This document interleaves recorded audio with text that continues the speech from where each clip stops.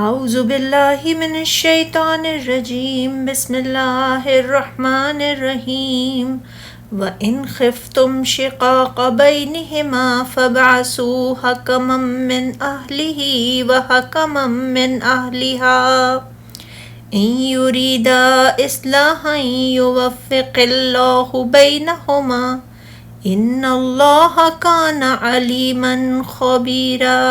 اور اگر تمہیں دونوں میاں بیوی میں جھگڑے کا ڈر ہو تو ایک شخص مرد کے کنبے سے اور ایک عورت کے کنبے سے منصف مقرر کرو۔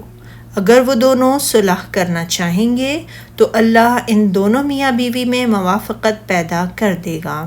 بے شک اللہ بہت علم والا خوب خبردار ہے۔ پہلے اس حالت کا ذکر کیا گیا تھا جب سرکشی و بدخوئی عورت کی طرف سے ہو، اور اب اس دوسری حالت کا ذکر کیا جا رہا ہے جہاں میاں بیوی دونوں میں کشیدگی ہو۔ تو اس کے بارے میں فرمایا، اور اگر تم کو معلوم ہو کہ میاں بیوی میں انبن ہے تو ایک منصف مرد کے خاندان میں سے اور ایک منصف عورت کے خاندان میں سے مقرر کرو۔ فقہ فرماتے ہیں کہ جب میاں بیوی میں انبن ہو جائے تو حاکم انہیں کسی ایسے قابل اعتماد شخص کے پاس رکھے جو ان کا جائزہ لیتا رہے، اور ان میں سے جو ظالم ہو تو وہ اسے ظلم سے باز رکھے۔ اور اگر دونوں میں کشیدگی اور لڑائی جھگڑا طول اختیار کر جائے تو حاکم ایک قابل اعتماد شخص عورت کے خاندان میں سے اور ایک مرد کے خاندان میں سے بھیجے تاکہ وہ دونوں اکٹھے ہو کر ان دونوں کے حالات کا جائزہ لیں اور ان کے مل جل کر رہنے یا الگ الگ ہو جانے کے بارے میں وہ فیصلہ کریں جو ان کی نگاہ میں مصلحت کے مطابق ہو۔ لیکن شارع کی منشا یہی ہے کہ دونوں میں صلح کرا دی جائے۔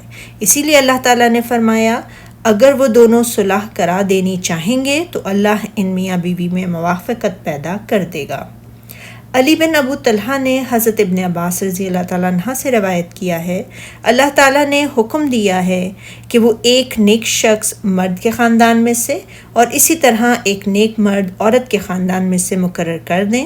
وہ دونوں جائزہ لیں کہ ان میں سے برا کون ہے۔ اگر مرد برا ہے تو عورت کو اس سے روک لیں اور اسے نفقہ ادا کرنے پر مجبور کریں، اور اگر عورت بری ہو تو اسے شوہر کے پاس ہی رہنے دیں اور نفقہ سے روک دیں۔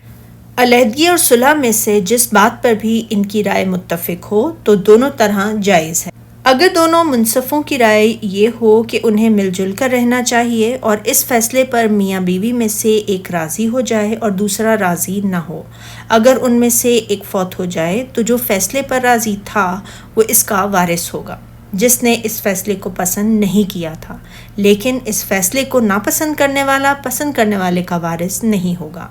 شیخ ابو عمر ابن عبد البر رحمۃ اللہ علیہ فرماتے ہیں کہ علماء کی اس بات پر اجماع ہے کہ دونوں منصفوں میں جب اختلاف ہو تو پھر ان میں سے کسی کے قول کا اعتبار نہیں ہے۔ اس پر بھی علماء کا اجماع ہے کہ صلح کی صورت میں ان کا فیصلہ نافذ ہوگا، خواہ میاں بیوی نے انہیں مقرر بھی نہ کیا ہو۔ اس مسئلے میں اختلاف ہے کہ اگر انہوں نے جدائی کا فیصلہ کیا ہو تو کیا پھر بھی ان کا فیصلہ نافذ ہوگا۔ اس سلسلے میں انہوں نے جمہور کا قول بیان کیا ہے کہ تفریق کی صورت میں بھی ان کا فیصلہ نافذ ہوگا۔ سبحانک اللہم و بحمدک اشہد ان لا الہ الا انت استغفرک و اتوب الیک۔